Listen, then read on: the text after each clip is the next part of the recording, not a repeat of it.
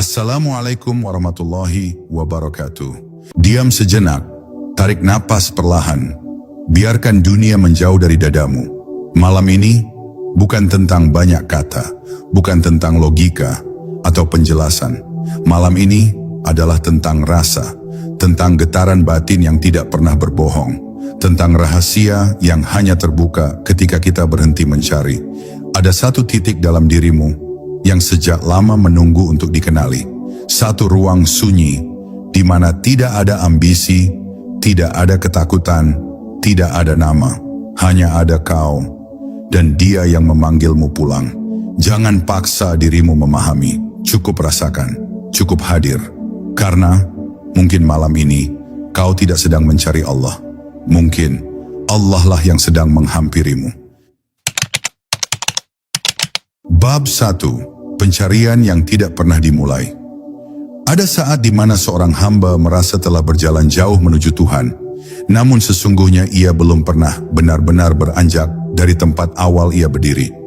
Ia mengoleksi dalil, memanggul ayat, dan memahat banyak zikir, namun hatinya tak pernah masuk ke ruang sunyi tempat Allah menyingkap diri tanpa simbol dan tanpa nama. Pencarian itu menjadi seperti bayang-bayang mengejar cahaya. Semakin ia memaksa, semakin jarak terasa luas.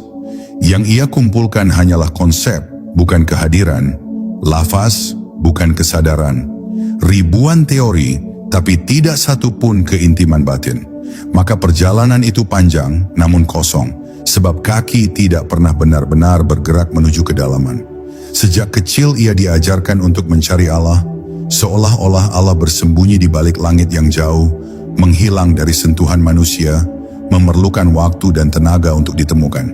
Padahal Tuhan tidak pernah menjadi entitas yang hilang. Yang hilang adalah kesadaran hamba bahwa Allah lebih dekat dari urat lehernya sendiri. Tetapi manusia menciptakan jarak, bukan dengan tubuh, melainkan dengan prasangka. Ia percaya bahwa Tuhan ada di luar dirinya, sehingga seluruh ibadah berubah menjadi proyek mengejar sesuatu yang sudah hadir. Inilah ironi spiritual. Yang dekat tidak terlihat, yang menyelimuti tidak dirasakan. Malam-malam ia angkat tangan, menunggu getaran dari langit, berharap Allah menjawab dengan suara gaib, padahal yang turun hanyalah hening. Namun hening itu bukan kekosongan. Hening adalah jawaban paling awal, tanda bahwa suara ilahi tidak menjerit, melainkan menyelinap pelan melalui dada.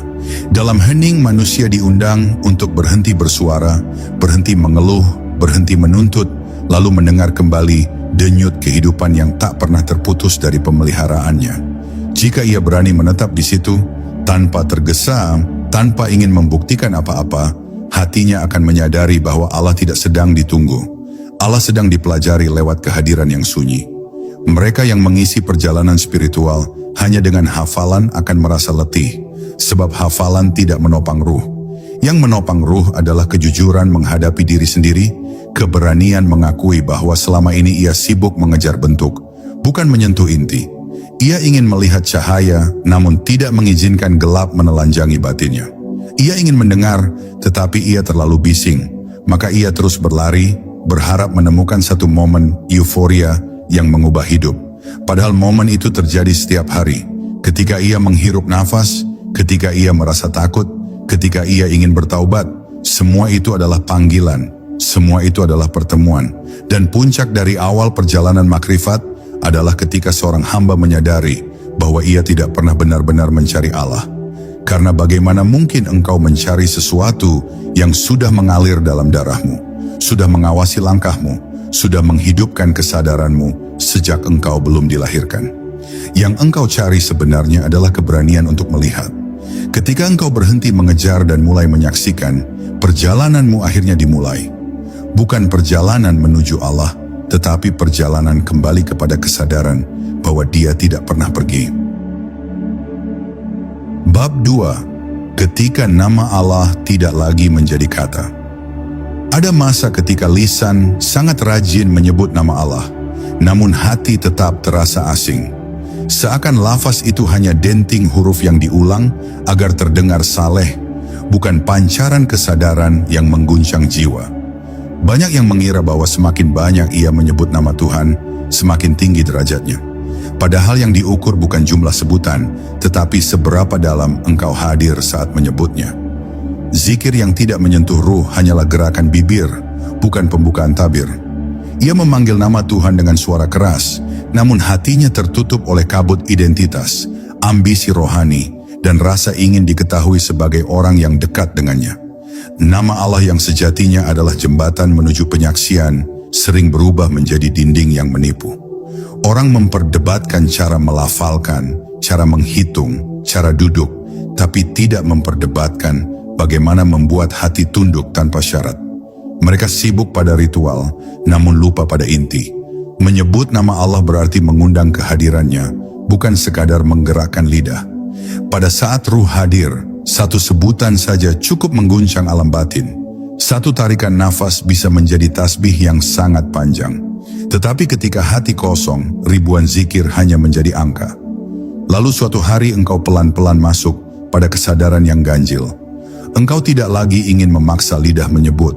Bukan karena engkau malas, tetapi karena engkau mulai merasakan bahwa Dia ada bahkan sebelum engkau melafalkan namanya. Engkau menunduk bukan karena aturan, tetapi karena cinta. Engkau menyebut Allah bukan sebagai kata, tetapi sebagai kenyataan yang mengalir dari pusat dadamu. Pada titik itu zikir berubah menjadi atmosfer. Engkau tidak perlu memanggil cahaya untuk membuat ruangan terang. Begitu pula, engkau tidak memanggil Allah untuk merasakan kehadirannya, engkau hanya membuka kesadaran. Dan yang lebih misterius, ketika hati telah menyala, bukan lagi engkau yang berzikir kepada Allah, tetapi Allah yang menyingkap diri melalui kesadaranmu. Zikir berhenti menjadi tindakan pribadi. Ia menjadi getaran yang berjalan tanpa komando. Ia menjadi pengetahuan tanpa belajar. Ego berhenti berkata, "Akulah yang taat." Yang tersisa hanyalah penyaksian bahwa Allah memperlihatkan namanya melalui dirimu, dan engkau hanyalah cermin, bukan sumber cahaya. Inilah fase ketika penyebut lenyap, yang tersisa hanya nama. Pada akhirnya engkau memahami bahwa yang paling tinggi bukan banyaknya sebutan, bukan kompleksnya ritual, bukan kerasnya suara, tetapi kesediaanmu untuk diam. Diam yang sadar, diam yang hening, diam yang membiarkan Allah menjawab tanpa kalimat. Karena ketika nama Allah tidak lagi menjadi kata, ia berubah menjadi keberadaan. Engkau tidak sibuk mengulang, engkau hanya sibuk merasakan. Dan pada titik itu, engkau tidak lagi sekadar menyebut nama Allah, engkau hidup sebagai buktinya. Bab 3. Saat kau menemukan bahwa yang hilang adalah dirimu. Ada satu kesedihan batin yang jarang diucapkan manusia. Mereka menangis karena merasa Allah jauh, padahal yang menjauh sesungguhnya adalah hati mereka sendiri. Mereka merasa doa mengambang tanpa jawaban, seolah Allah menutup telinga, padahal telinga batin merekalah yang tertimbun debu keinginan, ambisi, dan amarah. Seorang hamba sering berkata, "Mengapa Allah tidak mendengarku?" Tanpa pernah ia bertanya, "Mengapa aku tidak menyediakan ruang agar hatiku mendengarnya?" Maka yang hilang bukan Tuhan, yang hilang adalah diri yang sanggup menyadari kehadirannya. Dan selama ia merasa sebagai korban keterjauhan, ia akan selamanya berkeliling dalam lingkaran rasa sepi yang diciptakannya sendiri. Ketika hati ditutup oleh ego, seseorang mulai mengukur Allah dengan logika duniawi. Ia ingin Tuhan menjawab secepat teknologi. Ia ingin doa terbukti seperti transaksi. Ia ingin mukjizat turun sebagai legitimasi. Namun Allah bukan objek ekspektasi. Allah adalah kesadaran universal yang bekerja melalui hikmah dan waktu. Saat engkau meminta kehadiran Tuhan, seringkali yang datang justru rasa kehilangan, rasa bersalah, atau rasa malu. Itu bukan hukuman, itulah cara Allah membuka tabir keangkuhanmu. Tetapi karena kesadaran tertutup, manusia mengira dirinya dibiarkan sendirian. Padahal yang sebenarnya ditinggalkan adalah egonya, bukan dirinya. Dan ketika ego tidak siap mati, ia menuduh Tuhan pergi.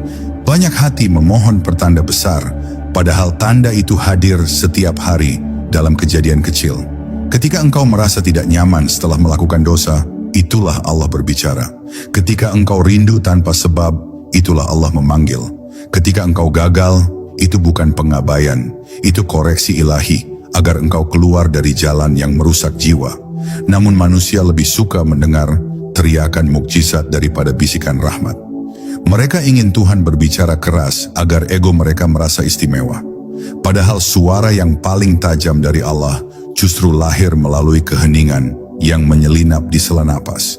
Dan di satu titik perjalanan, engkau akan berhenti berdebat dengan langit. Engkau berhenti bertanya dengan bahasa tuntutan. Engkau mulai menatap hidup dengan pandangan baru. Setiap sesuatu yang membuatmu hancur sebenarnya sedang membentukmu. Setiap pintu yang tertutup sebenarnya sedang mendorongmu untuk mengetuk pintu lain yang lebih tepat. Setiap air mata bukan tanda kehilangan, melainkan tanda bahwa ruh masih hidup.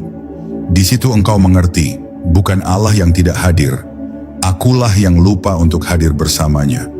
Maka saat engkau menyadari bahwa yang hilang adalah dirimu sendiri, engkau akan berhenti mengejar kesan spiritual, berhenti meminta bukti, berhenti memaksa jawaban. Yang engkau lakukan adalah kembali menjadi hening, membuka ruang bagi kesadaran, dan mengizinkan hatimu kembali menjadi tempat tinggalnya. Pada akhirnya engkau paham, Allah tidak pernah meninggalkanmu sedetik pun. Engkau yang meninggalkan dirimu, dan saat engkau pulang, bukan Tuhan yang kau temukan, melainkan dirimu yang kembali hidup di bawah cahayanya. Bab 4. Mematikan ego, menyala cahaya. Ada satu tirai paling tebal di antara manusia dan Tuhannya. Bukan dosa, bukan kurangnya ibadah, bukan lemahnya pengetahuan, melainkan ego yang merasa memiliki semua itu. Ego yang ingin diakui sebagai ahli makrifat, ego yang merasa dirinya khusus, ego yang membandingkan perjalanan spiritual seperti lomba prestasi. Selama ego masih hidup sebagai pusat identitas, zikir hanya akan memperkuat kesombongan, doa hanya menjadi alat untuk menuntut, dan ibadah berubah menjadi panggung pencitraan rohani. Maka cahaya tidak pernah masuk, sebab cahaya tidak bisa hidup di ruang yang telah penuh oleh kepentingan diri. Makrifat bukan tentang menambahkan sesuatu ke dalam dirimu, melainkan mengurangi lapisan tipuan yang membuatmu merasa besar. Orang mengira semakin banyak ia tahu, semakin tinggi derajatnya. Padahal semakin banyak yang ia tahu, semakin ia seharusnya sadar betapa sedikit yang bisa ia kuasai. Ilmu yang sejati adalah yang meruntuhkan klaim diri, bukan yang memperindahnya. Pada puncak kesadaran, seorang arif tidak mengatakan, "Aku memahami Allah," tetapi ia merunduk sambil berbisik dalam batinnya, "Aku tidak memiliki apa-apa di hadapannya." Inilah kehancuran ego yang melahirkan kejernihan. Ketika ego mulai melemah, keheningan muncul, bukan sebagai kekosongan, tetapi sebagai ruang luas tempat rahmat bekerja. Engkau tidak lagi memaksa sesuatu terjadi. Engkau mulai merasakan bahwa setiap takdir adalah jam kerja cahaya. Engkau tidak lagi mencari validasi manusia atas kesalehanmu, karena engkau telah sibuk melihat bagaimana Allah mengarahkan langkahmu tanpa henti. Keheningan ini mengajari satu rahasia besar. Yang menghalangimu selama ini bukan jarak kepada Tuhan, tetapi obsesi untuk dikenal oleh manusia dan diakui oleh dirimu sendiri. Dan ada satu paradoks yang dijaga para wali. Engkau tidak akan pernah menemukan Allah selama engkau masih merasa sebagai pencari. Selama engkau mengatakan, "Akulah yang mencapai," maka engkau masih hidup sebagai pusat semesta. Namun pada detik, engkau menyadari bahwa semua gerak, semua ilham, semua kelembutan, bahkan semua kemampuan untuk menyebut namanya adalah pemberian. Maka engkau berhenti menjadi tokoh utama dan mulai menjadi saksi. Di titik ini, spiritualitas bukan lagi usaha, tetapi penerimaan. Bukan lagi klaim, tetapi penyaksian. Pada akhirnya, ego mati bukan karena engkau memaksanya, tetapi karena ia tersungkur oleh sesuatu yang lebih luas dari pengertianmu. Ego runtuh ketika engkau melihat bahwa seluruh hidup, dari helaan napas hingga penyesalan terdalam, berada dalam genggaman Allah. Dan saat ego padam, cahaya menyala. Engkau tidak lagi berjalan membawa ambisi untuk menjadi suci. Engkau berjalan sebagai hamba yang memahami bahwa kemuliaan hanya milik Allah, dan pertemuan dengannya terjadi ketika engkau berhenti menjadi siapapun selain ciptaannya. Bab 5. Tuhan tidak diikat oleh tempat. Manusia sering membangun ilusi ruang bagi Tuhannya, seolah Allah berada pada ketinggian tertentu yang hanya bisa dicapai oleh kalimat yang tepat, ritual yang rumit, atau jarak spiritual yang panjang. Mereka membayangkan Tuhan sebagai entitas jauh di atas langit, bertahta di ruang surgawi yang tidak mungkin dihampiri oleh yang hina. Padahal ruang dan ketinggian hanyalah bahasa bagi makhluk. Dimensi hanyalah ciptaan yang tunduk pada perintah. Jika engkau menempatkan Allah di suatu tempat, maka engkau telah mengurungnya dalam batasan yang sama sekali tidak layak bagi zat yang menciptakan tanpa membutuhkan lokasi. Yang benar bukan Allah jauh di sana, tetapi Allah tidak pernah berada di luar kesadaranmu. Banyak orang mencari Tuhan seperti mencari alamat, bertanya siapa perantaranya, siapa yang bisa mengantar, bagaimana struktur aksesnya, bagaimana cara mencapai stasiun makrifat. Mereka lupa bahwa perjalanan tidak pernah menuju luar, ia selalu menuju dalam. Engkau tidak sedang berjalan ke atas langit, engkau sedang menyelam ke pusat batinmu sendiri. Disitulah Tuhan memperkenalkan diri sebagai Rabb, bukan sebagai objek visual. Bagi yang terbiasa dengan persepsi fisik, ini membingungkan. Mereka ingin menyaksikan Tuhan dengan mata, padahal mata hanya mengenal bentuk, sedangkan Allah tidak serupa dengan apapun yang memiliki bentuk. Maka pencarian visual akan selalu membuatmu kecewa. Dalam kesalahan memahami ruang, manusia merasa bahwa Allah mendekat ketika ia berzikir panjang, dan Allah menjauh ketika ia lalai. Ia mengukur hubungan dengan Tuhan seperti mengukur gelombang sinyal. Padahal kedekatan bukan variabel jarak. Kedekatan adalah variabel kesadaran. Allah tidak menjadi lebih dekat ketika engkau beribadah, dan tidak menjadi lebih jauh ketika engkau lupa. Yang berubah hanya hatimu, kadang terbuka, kadang tertutup. Allah tidak berpindah untuk menyapamu. Kitalah yang tersentak dari kelengahan menuju ingatan. Dan momen ketika engkau ingat itu, sesungguhnya adalah momen Allah menyingkap rahmatnya kepadamu.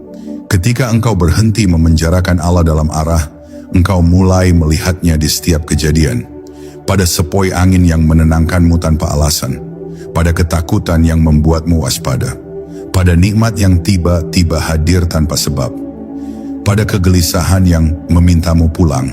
Setiap rasa, setiap kejadian, setiap perubahan batin adalah tulisan ilahi yang tidak butuh pena dan kertas. Dunia menjadi kitab tauhid, alam menjadi dalil tanpa suara, dan engkau menjadi saksi yang belajar membaca tanpa huruf. Disinilah makrifat mengalir, bukan dengan imajinasi, tetapi dengan penyaksian terhadap rahasia yang hadir dalam wujud. Dan pada akhirnya, engkau tidak lagi mengarahkan pandangan ke langit untuk menemukan Tuhan, karena engkau sadar bahwa arah hanyalah alat makhluk. Engkau tidak lagi bertanya, di mana Allah? Sebab jawaban itu telah menjadi kesadaran yang menenangkan. Allah ada tanpa tempat, hadir tanpa jarak, mengalir tanpa bentuk, namun terasa lebih nyata daripada darah yang mengalir di tubuhmu. Ketika engkau tidak lagi mencari lokasi bagi Tuhan, engkau baru mulai menemukan kehadirannya. Karena yang dicari bukan koordinat, melainkan mata batin yang mampu menyaksikan bahwa Allah selalu lebih dekat daripada semua yang pernah engkau kejar. Bab 6. Doa yang tidak lagi diminta. Banyak hamba berdoa seperti pedagang batin. Mereka mengangkat tangan bukan untuk menyerah, tetapi untuk bertransaksi. Mereka meminta agar dunia tunduk pada kehendaknya, agar waktu patuh pada rencananya, agar Tuhan mengikuti selera emosinya. Lalu ketika doa tidak berwujud seperti daftar permintaan, hati merasa kecewa, seolah Allah menunda, seolah Tuhan mengabaikan. Padahal doa bukan instruksi kepada langit, doa adalah undangan bagi hati untuk kembali mengenali takdir. Jika engkau masih berdoa demi memaksa keadaan berubah, engkau belum sedang berdialog, engkau sedang berdagang. Dan perdagangan batin selalu berakhir dengan kelelahan, sebab Allah bukan objek yang bisa dibeli oleh air mata atau kesungguhan semata. Ada tingkat lain dari pemahaman.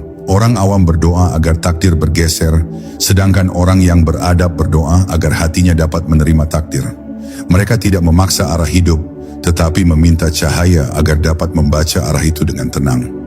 Lalu ada makam yang lebih tinggi, makam para pecinta yang tidak lagi memohon apapun untuk dirinya. Mereka tidak berhenti berdoa, tetapi isi doa mereka berubah menjadi penyerahan. Ya Allah, Engkaulah yang memilihkan yang terbaik. Jadikan aku ridha sebelum aku mengerti. Mereka menemukan ketenangan bukan pada perubahan keadaan, tetapi pada kemampuan untuk pasrah dengan cerdas. Begitu doa tidak lagi menjadi daftar permintaan, Ia berubah menjadi penyembuhan batin. Ada kalanya Allah tidak menjawab permintaanmu bukan karena Ia tidak mendengarkan, tetapi karena Ia sedang menjaga sesuatu yang belum mampu engkau terima. Ia tidak memberi bukan karena Ia ingin menyakitimu, tetapi karena pemberian itu bisa merusak kematangan ruh. Kadang Ia mengulur waktu agar engkau belajar menunggu. Kadang Ia membiarkanmu kecewa agar ikatanmu dengan dunia melemah. Kadang Ia memperlihatkan kekosongan agar engkau tahu bahwa tidak ada satupun yang mampu diandalkan selain Dia. Doa yang tidak berwujud bukan ketiadaan jawaban, itu adalah jawaban yang dibungkus dalam bentangan hikmah. Namun hanya hati yang ridha yang mampu membacanya. Dan ketika engkau mulai melihat hidup sebagai rangkaian jawaban, engkau tidak lagi tergesa-gesa. Apa yang engkau sebut kegagalan ternyata adalah doa yang dijawab dengan cara yang lebih selamat.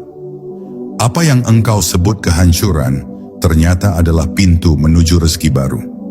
Apa yang engkau sebut kehilangan ternyata adalah ajakan untuk pulang. Pada titik itu, engkau berhenti menuntut bukti di dunia luar. Engkau mulai membaca isyarat di dunia dalam. Setiap kejadian menjadi warta ilahi.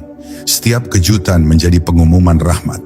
Dan engkau mengangguk pelan, memahami bahwa diam Tuhan lebih fasih daripada ribuan penjelasan manusia. Akhirnya, engkau tidak lagi berdoa sebagai peminta, tetapi sebagai saksi. Engkau tidak lagi mengangkat tangan untuk memerintah, tetapi untuk menyerah. Engkau tidak lagi sibuk mengarahkan takdir, tetapi sibuk menyelaraskan diri dengan kehendak yang lebih luas daripada kehendakmu sendiri. Doa berubah menjadi atmosfer hidup. Setiap nafas adalah permohonan, setiap syukur adalah penerimaan, setiap duka adalah zikir. Di tahap ini, engkau bukan berhenti memohon. Engkau menemukan bentuk tertinggi dari meminta, yaitu mengakui bahwa Allah sudah memilihkan yang terbaik bahkan sebelum engkau memikirkannya. Dan disitulah doa tidak lagi diminta, doa menjadi keberadaan.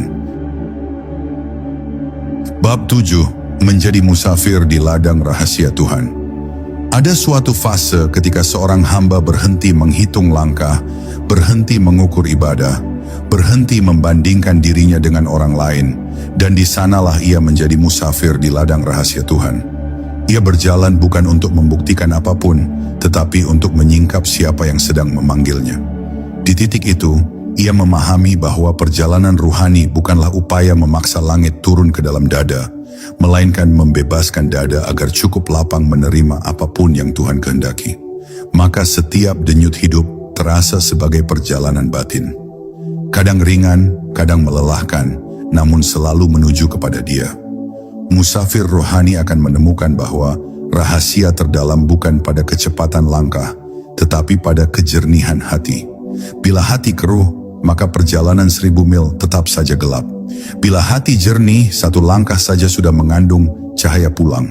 Karenanya, guru-guru makrifat lebih banyak mengasuh hati daripada melatih lisan. Mereka mengajarkan diam lebih keras daripada bicara. Mereka merawat perhatian lebih ketat daripada hafalan, sebab yang membawa seorang hamba sampai bukan tumpukan pengetahuan, melainkan ketajaman hadir di hadapannya. Ketika seorang hamba mulai merasakan kehadiran ilahi dalam hal-hal yang sederhana, hembusan angin, tatapan anak kecil, kesendirian di kamar, hujan sore, itulah alamat bahwa ia telah memasuki ladang rahasia Tuhan. Ia bukan lagi mencari tanda-tanda besar untuk mengokohkan iman. Ia cukup disentuh oleh kelembutan yang menenangkan. Nafasnya menjadi tasbih, kesadarannya menjadi zikir. Ia tidak tergesa menghakimi takdir, sebab ia tahu setiap kejadian menyimpan hikmah yang sedang menunggu dipetik.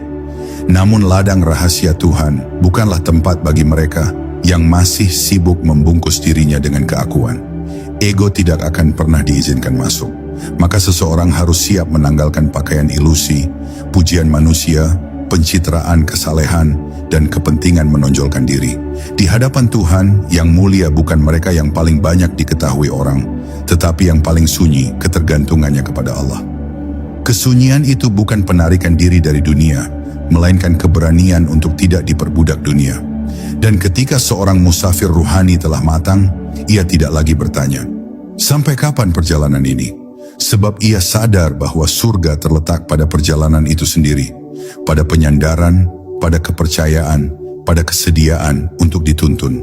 Ia menjadi saksi bahwa rahasia terbesar bukanlah menemukan Tuhan, tetapi membiarkan Tuhan menemukanmu. Dalam keadaan itu, seluruh hidup menjadi satu kalimat pasrah. Tuhanku, jika Engkau di depan aku mengikuti, jika Engkau di belakang aku menyerah, jika Engkau di dalam aku hilang, maka biarkan aku hanya menjadi milik-Mu. Bab 8, ketika rasa tak membutuhkan bahasa. Ada satu detik dalam perjalanan makrifat ketika seluruh kata berhenti bekerja dan seluruh penjelasan kehilangan daya. Bukan karena kebenaran menyulitkan akal, tetapi karena rasa telah menjadi pengganti bahasa. Di titik itu, seorang hamba tidak lagi mampu mendefinisikan Tuhannya, namun ia merasakan kedekatan yang tak terbantahkan. Ia tidak menemukan kalimat yang tepat, namun batinnya penuh. Ia tidak memiliki argumen untuk meyakinkan dunia, namun hatinya teguh meyakininya. Disitulah manusia belajar bahwa bahasa adalah jembatan yang rapuh, sementara rasa adalah pintu yang kokoh menuju makrifat. Kesunyian yang paling indah bukanlah yang kosong, melainkan yang terisi oleh kehadiran ilahi. Kadang orang mengira diam berarti hampa, padahal justru dalam diamlah limpahan makna bergerak tanpa hambatan. Ketika lidah berhenti, hati mulai berbicara. Ketika pikiran melemah, ruh mulai memimpin. Maka seorang hamba perlahan memahami, ia tidak perlu memaksa lidahnya berzikir 1000 kali jika hatinya mampu menghadirkan Allah sekali dengan jernih. Kejernihan itulah yang membuatnya tenang ketika dunia gaduh, dan yakin ketika keraguan mencairkan keberanian orang lain. Pelan-pelan ia belajar bahwa Tuhan lebih dekat daripada kata dekat, lebih halus daripada kata halus, dan lebih nyata daripada apa yang dapat disentuh. Maka ia meninggalkan upaya memaksa logika menangkap apa yang hanya dapat dirasa. Akalnya tetap ia gunakan untuk menimbang, namun pusat sandarannya adalah hati yang telah dibersihkan. Di titik itu, doa bukan hanya permohonan, tetapi penyerahan diri. Bukan hanya rangkaian kalimat, tetapi getaran jiwa yang ingin disatukan kembali kepada sang pemiliknya. Namun perjalanan rasa ini tidak selalu lembut. Ada masa ketika hati diguncang oleh rindu yang tak tertahankan. Rindu itu tidak memerlukan alasan. Ia seperti api yang membakar, namun apinya tidak mematikan. Ia justru menerangi. Di tengah rindu, manusia merasakan betapa ia tidak memiliki apapun selain Tuhan. Betapa rapuh jiwanya tanpa tuntunannya. Betapa kosong dadanya tanpa sentuhan kasihnya. Dari getaran rindu itulah terbentuk kekuatan untuk terus melangkah, bukan karena manusia mampu, tetapi karena Tuhan yang menariknya kembali. Pada akhirnya, ketika rasa telah memimpin, seorang hamba tidak lagi sibuk bertanya, bagaimana aku mencapainya? Sebab ia sadar bahwa ia tidak pernah benar-benar jauh. Ia hanya terselubung oleh lupa. Dan tatkala lupa itu tersingkap, tidak ada lagi jarak antara sujud dan pelukan kasih ilahi. Ia hanya mampu berbisik dalam kesenyapan. Tuhanku, aku tidak pandai berkata. Biarkan rasa ini menjadi doaku. Biarkan diamku menjadi sajadah yang kau terima. Bab 9. Saat takdir berbelas kepada yang menyerah. Ada satu babak makrifat yang tidak banyak dibahas manusia. Saat seorang hamba berhenti memaksa hidup berjalan sesuai keinginan akalnya, dan ia membiarkan Allah mengambil alih arah. Itu bukan kelemahan, bukan pula tanda putus asa. Itu adalah bentuk tertinggi dari cerdas spiritual. Karena di titik itu, manusia memahami bahwa takdir tidak pernah tunduk kepada rencana, melainkan rencana manusialah yang seharusnya tunduk kepada takdirnya. Maka ia meletakkan egonya, bukan karena kalah, tetapi karena ia melihat lebih jelas bahwa rancangannya terlalu kecil untuk menampung skenarionya. Ia mulai menyadari bahwa setiap keterlambatan bukan kebetulan, setiap penundaan bukan hukuman. Ada rahasia yang sedang disusun oleh tangan yang tidak terlihat. Betapa banyak doa yang tidak dikabulkan tepat waktu karena jiwa belum siap menerimanya. Betapa banyak derita yang justru menjaga manusia dari kesombongan. Betapa banyak kehilangan yang menjadi pintu pembentukan. Maka seorang hamba belajar bersabar bukan karena dipaksa, tetapi karena ia paham Allah menabung sesuatu di balik waktu. Dan justru di titik penyerahan itu, rahmat bekerja tanpa suara. Allah membelokkan manusia dari jalan yang akan menyakitkannya, meski manusia mengira belokan itu sebuah kemalangan. Allah menghalangi pertemuan yang akan menghancurkan jiwa, meski manusia mengira perpisahan itu tragedi. Betapa banyak cinta yang gagal diwujudkan agar hati tidak terjerumus. Betapa banyak rezeki yang tertahan agar akhlak tetap terjaga. Takdir selalu lebih sayang daripada yang manusia sangka, namun kasih itu baru tampak setelah badai reda. Maka hamba yang tercerahkan akan melihat setiap pengguguran rencana sebagai sapaan lembut dari langit. Ia tidak lagi bertanya, "Mengapa engkau ambil dariku?" Tetapi ia mulai bertanya, "Apa yang sedang kau selamatkan dariku?" Ia tidak lagi meratap saat dunia tidak sesuai, karena ia memahami bahwa dunia memang bukan pusat orbit jiwanya.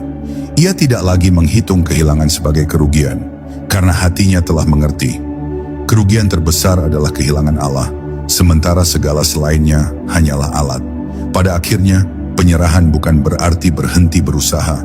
Itu adalah berusaha dengan hati yang tidak memberhalakan hasil. Itu adalah berlari dalam kehendak, namun bersujud dalam ketentuan. Disitulah takdir menjadi sahabat, bukan ancaman. Dan seorang hamba berkata dalam tenang batinnya, "Tuhanku, aku tidak mampu memilih, maka pilihkan. Aku tidak mampu menjaga, maka jagalah. Apapun alurmu, aku ikut, karena engkau tidak pernah menulis kisah kecuali dengan cinta." Bab 10. Ketika pencari berubah menjadi yang dicari. Ada satu titik akhir dalam perjalanan makrifat ketika seorang hamba berhenti mengejar Allah seperti seorang musafir yang letih mengejar bayangan air. Ia berhenti bukan karena putus asa, tetapi karena ia menyadari bahwa ia tidak pernah menjadi pencari sejak awal. Dialah yang dicari. Seluruh gelisahnya adalah panggilan. Seluruh resahnya adalah undangan. Seluruh rasa kurangnya adalah cara Allah mengatakan, "Kembalilah." Maka pencarian berubah bentuk dari kejaran menjadi kepasrahan, dari ambisi menjadi zikir, dari rasa ingin menguasai menjadi rasa ingin ditangkap oleh kasih. Di titik itu, seorang hamba tidak lagi melihat Tuhan sebagai tujuan di luar dirinya, sebuah objek yang harus dicapai melalui ritual. Ia mulai memahami bahwa Allah tidak bersemayam di tempat yang jauh, tidak menunggu pada langit ketujuh, tidak menanti ditembus melalui perdebatan akal. Allah hadir dalam kesadaran yang bersih, dalam hati yang dilembutkan, dalam rahasia ruh yang tidak pernah tercerabut dari asal.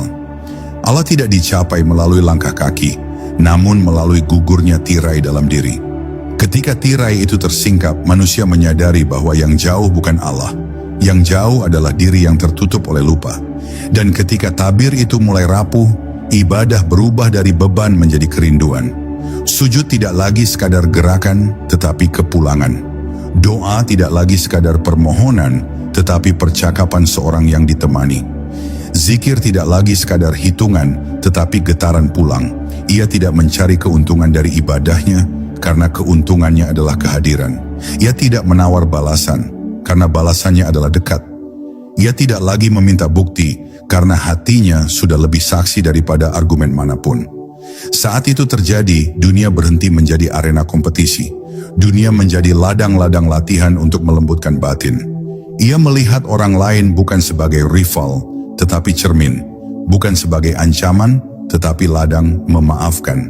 Bukan sebagai batu sandungan, tetapi gurunya. Ia tidak lagi peduli siapa yang memuji atau merendahkan, karena hatinya sibuk menjaga satu hal. Jangan sampai hijab kembali menebal. Ia mengawasi dirinya dari sombong, dari ria, dari rasa menjadi lebih suci. Sebab ia sadar, hancurnya makrifat bukan oleh kekurangan ibadah, melainkan oleh kelebihan ego. Pada akhirnya, ketika hamba mencapai derajat selesai, ia hanya mampu berkata dengan batin yang menunduk, "Aku tidak pernah mencarimu, ya Rabb. Engkaulah yang memanggilku. Engkaulah yang membolak-balikan hatiku saat aku lupa.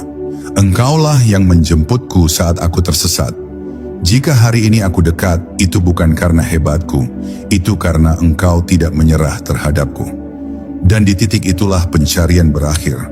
Bukan karena perjalanan selesai, tetapi karena hamba memahami bahwa seluruh langkahnya hanyalah cara Allah memindahkannya Dari lupa menuju ingat, dari ingat menuju cinta, dari cinta menuju pulang. Sekarang, biarkan seluruh pencarianmu berhenti. Biarkan hatimu duduk tanpa tuntutan, tanpa nama, tanpa apapun yang harus dibuktikan. Jika ada yang tersisa malam ini, biarkan itu menjadi rasa dekat, rasa dijaga, rasa diawasi oleh kasih yang tidak pernah tidur. Kau tidak perlu tahu kemana langkahmu setelah ini. Cukup satu hal, bahwa setiap helaan napas adalah tanda Dia tidak meninggalkanmu. Malam akan menutup matamu, tapi bukan kesadaranmu. Bawalah pulang ketenangan ini. Pegang hening ini seperti pelukan, dan bisikan pelan di dalam hati. Tuhanku, aku kembali. Aku tidak mencari lagi, karena Kau selalu ada sebelum aku memanggilmu.